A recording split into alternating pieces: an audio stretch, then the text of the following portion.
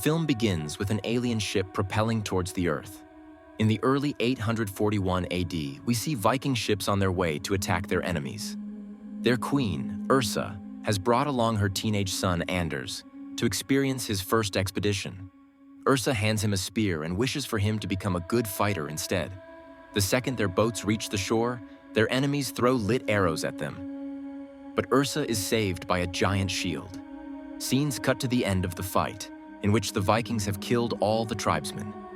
They keep one man alive to find out where their chief, Zoran, is hiding. Once they get the location out of him, they kill him. They rest in the woods that night. Ursa tells Anders the story of Zoran, who not only defeated Ursa's father, but also forced her to kill her own father when she was a child. Presently, the Predator's ship crashes in the same woods as Ursa. The next day, Ursa and the Vikings arrive at Zoran's castle. The ferocious Ursa takes part in the fight and brutally kills Zoran's soldiers with her shield, which splits in half and acts as sharp blades.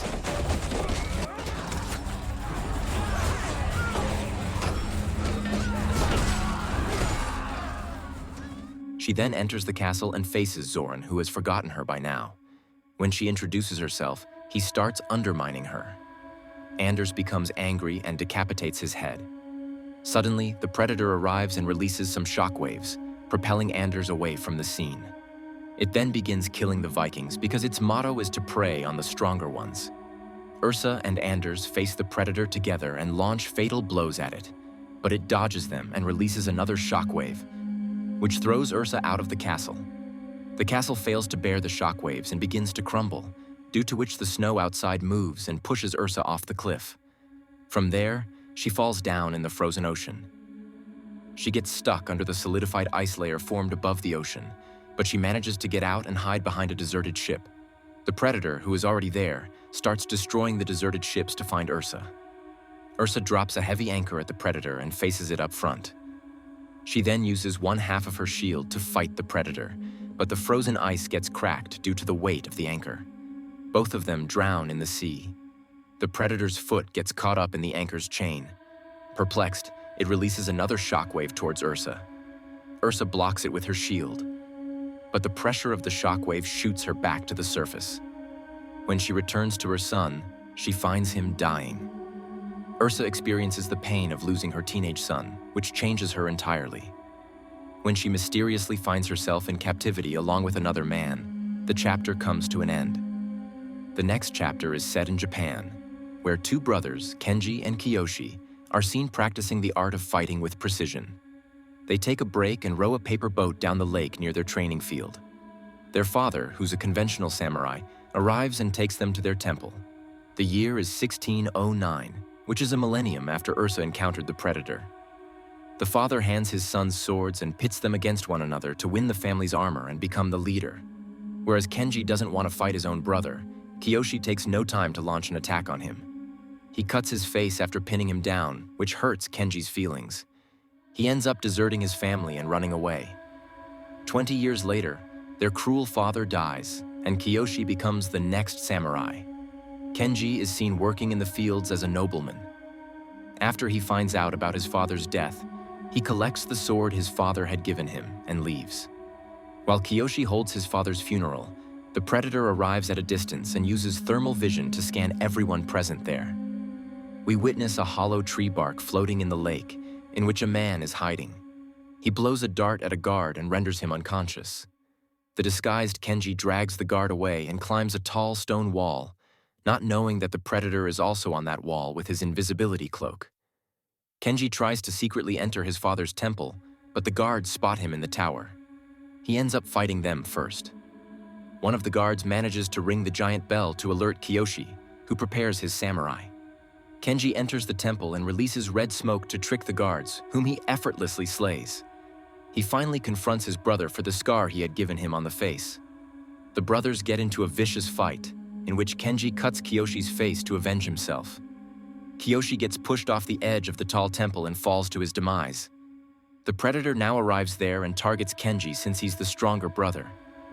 Kenji pushes some guards to face the Predator and hides somewhere else. The Predator viciously kills the guards and comes after Kenji with his invisibility cloak on. It causes an explosion to propel Kenji out of the temple. He fights the predator mid-air, after which he jumps into the lake. Kiyoshi spawns there with the family's armor on. Kenji tries to tell him about the predator, but he keeps attacking Kenji until the predator arrives. They try to run away, but the predator uses a retractable chain to trap the brothers. It brutally injures the brothers during the fight. Kenji steals a bomb from the predator and sticks it in its retractable chain. The predator gets injured when the bomb explodes, so it turns its invisibility cloak on. The brothers still know where it stands, so they brutally slash it with their swords, and its green blood splatters all over the tree trunk. They reconcile, after which Kiyoshi dies and Kenji magically finds himself in prison, alongside Ursa. In the next chapter, the story is set in the year 1941.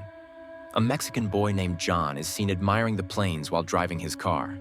His car breaks down, so he calls his father to fix it since he's a mechanic. His father notes that he likes planes. John also confesses that he wishes to be a pilot, so his father advises him to learn to fix his own things because he's old enough now. He also breaks it to John that he's been drafted to the military. A year later, World War II breaks out. John is seen fixing his plane while still serving in the army. His trashy seniors secretly get jealous of his skills, so they start to pick on him. Amidst their bullying, they hear loud thuds. When they look outside, they find one of their jets crashed. The seniors leave in their jets to look for the enemies that attacked their jets. Meanwhile, John takes out the sharp objects from the jet that the predator had released. He has trouble comprehending the science behind those sharp objects that retreat to their original owner, the predator. The seniors get engaged in an airborne battle with the Russians. John tries to contact his senior, Vandenberg, through the radio to talk about the mysterious weapons, but the radio signals scramble.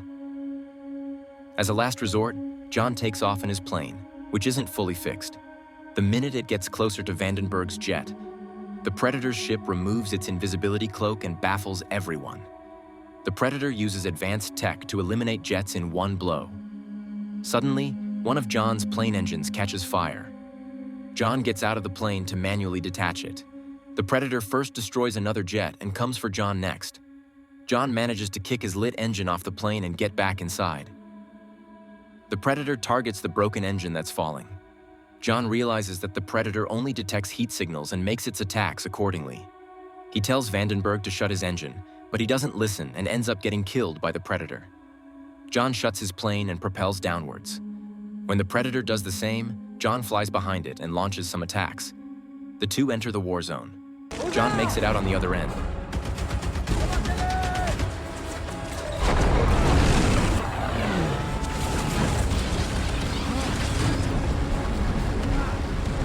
Whereas the Predator's ship gets caught up in an explosion. When John takes his plane to the ocean, the Predator re-emerges in its ship. It tries to attack John, but he somehow causes his plane to collide with the ship. John jumps in the ocean, whereas the Predator dies. John sends the army a signal with his flare gun and gets rescued. A few days later, a giant ship arrives outside John's garage and abducts him. He's put in a levitating coffin, from where he's taken out and put in a prison beside Ursa and Kenji. The trio has trouble communicating as they're all from different timelines and speak different languages. Suddenly, the front wall opens and they are introduced to a giant crowd of predators on another planet. The king of the predators makes his entrance and tells the humans that they've been captured for committing treason by killing their fellow predators. Now, he wants Kenji, Ursa, and John to fight one another so he can challenge the winner of that fight and become the killer of the killers. First, the predators demonstrate how they can activate their neck collars to decapitate their heads if they don't comply. Next, the predators provide them with a weapon according to their timeline. Ursa gets an axe, Kenji gets a sword, and John gets a gun. While the others fight, John tries to think of a way to steal a ship. The predators unleash a deadly beast which eats its owner. John manages to communicate the plan with Ursa via sign language but ends up getting devoured by the beast. Inside, he tries to cut off the devoured predator's arm to access the ships. Outside, Ursa and Kenji fight the beast and cut its guts open from where John escapes. Ursa and Kenji refuse to kill one another, so the king decides to activate their collars. John arrives in time and cracks open their collars first. Then, the trio rides a stolen hovering bike to reach the king. While Ursa and Kenji keep him occupied, John tries to hack his ship and turn it on. The king nearly kills both of them, but John starts the ship on time. The engines thrust with such power that the predators and their king fly away while Ursa and Kenji hold on to their weapons. They run towards the ship, but the king emerges and uses his retractable chain to cut off one of Kenji's arms. The duo still makes it to the ship. The king uses his retractable chain to hold the ship back, but Ursa makes the ultimate sacrifice by returning to the land and breaking the machine that's pulling the ship back. As Kenji and John fly away, the king captures Ursa and sends his entire army to fetch the men back. Here the film ends. Thanks for watching. Please don't forget to like and subscribe for more awesome recaps.